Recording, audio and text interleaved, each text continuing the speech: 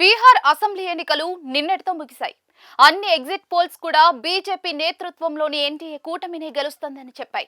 మరోసారి బీజేపీ, జేడీయూలు కలిసి అధికారాన్ని ఏర్పాటు చేస్తాయని వెల్లడించాయి. ఆర్జేడీ, కాంగ్రెస్ల మహాగఠబంధన్ కూటమి మరోసారి ప్రతిపక్షానికి పరిమితం అవుతాయని అంచనా వేశాయి.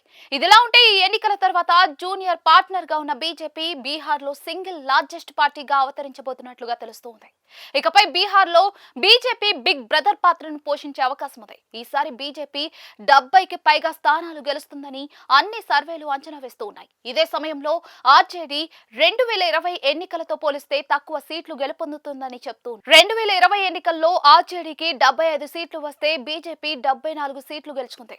జేడీయూ 43 స్థానాలకు పరిమితమైంది. అయితే ఈ 2025 ఎన్నికల్లో బీజేపీ ఆర్జేడీని కిందకు తోసి అతిపెద్ద పార్టీగా అవతరించే అవకాశం ఉన్నట్లుగా ఎగ్జిట్ పోల్స్ చెబుతూ ఉన్నాయి. ఈసారి ఆర్జేడీ 56 నుండి 69 సీట్లకు మాత్రమే పరిమితం కావచ్చని అంచనా. నవంబర్ 14న ఓట్ల లెక్కింపు తర్వాత అసలు అంకెలు తేలనున్నాయి.